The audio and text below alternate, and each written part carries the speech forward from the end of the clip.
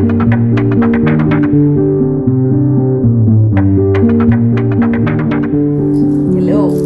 Lady Fifi and welcome to the Ministry of Myths and Legends. Today I have a really long story to tell you, so let's get to it right away. Whoa, easy boy, easy. It's just Lady Fifi. Oh, come on, Draago, where is the story? I don't want any fuss today. Here it is. The story of Iliad, the Trojan War. One day Paris, Prince of Troy, Was out hunting in the forest outside Troy. 3 goddesses appeared before him: Athena, HERA, and Aphrodite. The goddesses sometimes came down to earth to have some fun with the mortals. Yeah, fun for them, but for the mortals, grief and terror.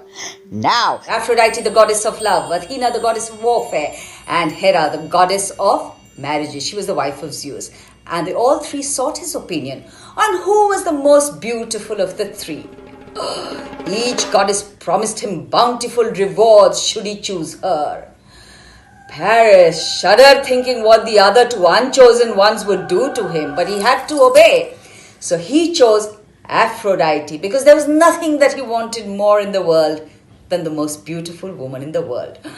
Athena and HERA were angered by this, and they would get their revenge one day, but for now they kept quiet. Aphrodite, of course, was delighted, and she promised him in marriage as his wife, whichever woman he found the most beautiful in the world.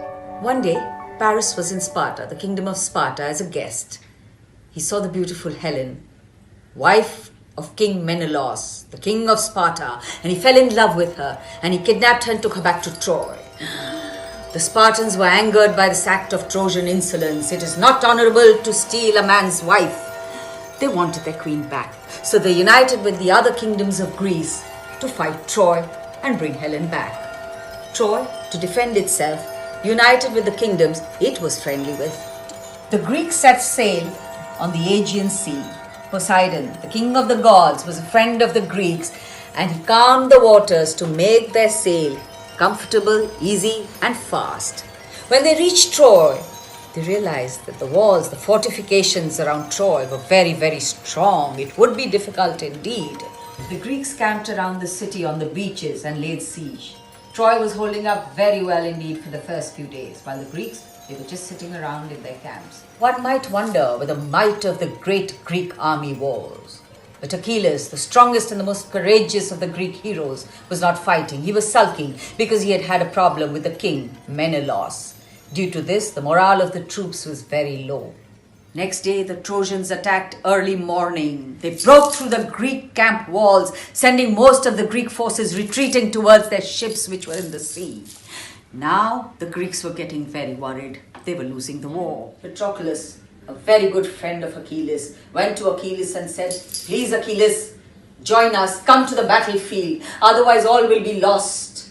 Our kingdom, our queen HELEN, and our honor." But Achilles dug his heels in and refused. So to get the morale of the Greek troops up again, Patroclus donned the mighty armor of Achilles, and he jumped into the battlefield like he had seen his mentor so often do. Of course, everyone thought it was Achilles. The Greek troops' hearts were filled with hope, and the hearts of the Trojan army filled with terror. But Patroclus wasn't the mighty warrior that Achilles was, and so he was slain on the battlefield by Hector, the brother of Paris. When Achilles heard about the death of his friend, first he was overcome by grief, and then overwhelmed by anger. He vowed revenge. Next day, Achilles went to the battlefield and fought with such courage that it completely changed the tide of the war in favor of the Greeks. Achilles himself massacred half the army. Then he was on the lookout for Hector, brother of Paris, killer of Patroclus, friend of Achilles. He spotted him and he slayed him. He killed Hector, but that was not enough for him. He tied Hector's body to his chariot and dragged it all around the walls of Troy for all of Troy to see. And then he took it away to his camp so that Hector would not get an honorable burial. That night, Priam, the king of Troy, father of Hector, sneaked into the camp of Achilles. He begged his son's body back, so he can be put to rest as a valiant warrior. Achilles was first angered by the audacity of the request, but then his eyes fell upon the armor of Patroclus, his friend, lying in the tent. It saddened him, and he related to Priam's sadness. And he gave Priam Hector's body to be put to rest. Next day, Achilles led the final war effort and went on to slay many Trojan champions, sending Greek morale through the roof. At the same time, Menelaus, with his ensemble of soldiers, went and rescued his wife, the queen, Helen. Achilles came face to face with Paris on the battlefield. He would have surely killed him.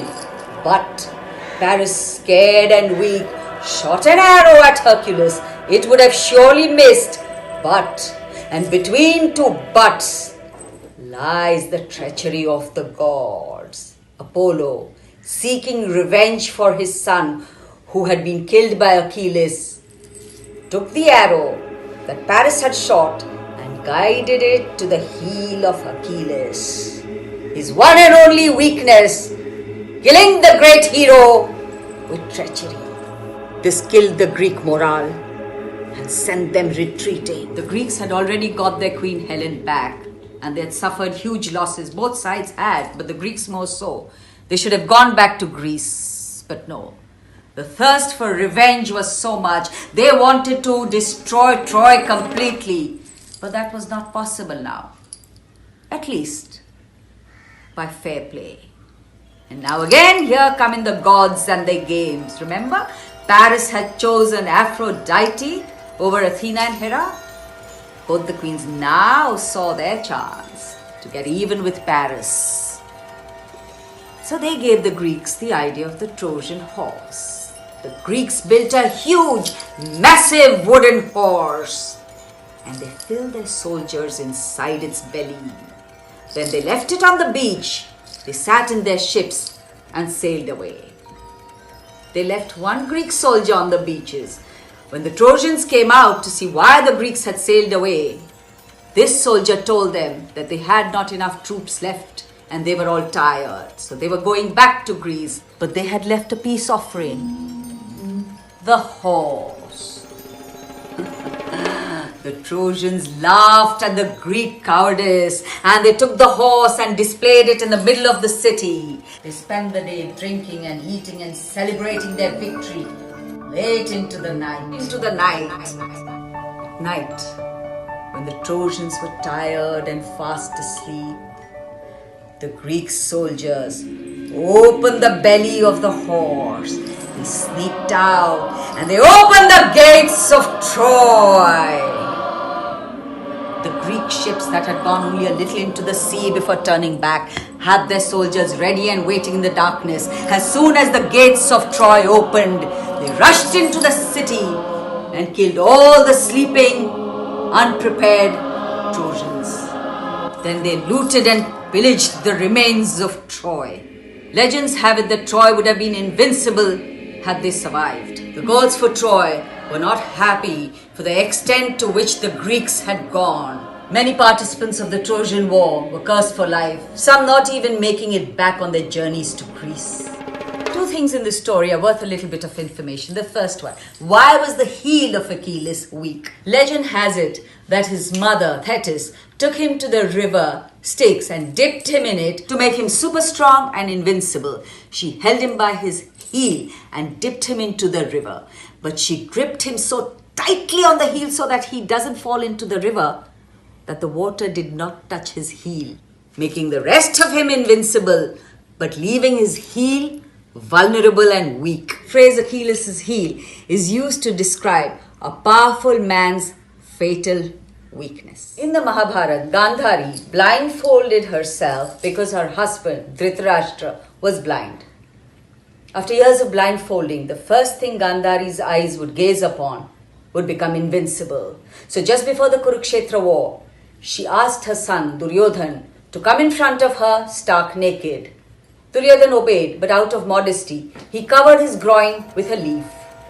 Gandhari removed her blindfold and she cast her eyes upon Duryodhan, making him totally invincible, except for his groin, because he had covered it with a leaf. On the battlefield, the Kurukshetra war, Bhim and Duryodhan were engaged in a duel. It went on and on and on, but Bhim couldn't get the better of Duryodhan.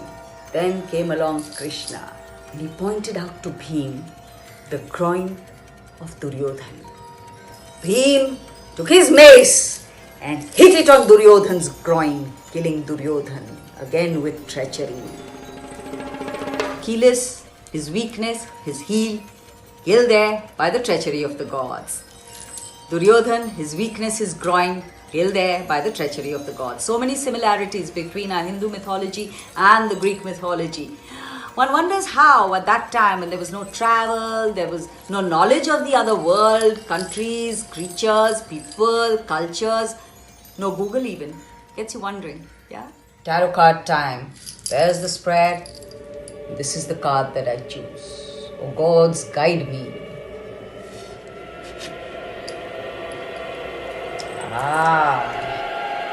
The Odyssey, the journey back after the Trojan War. The saga continues. Next Sunday. I'll see you next Sunday. Ta-ta for now.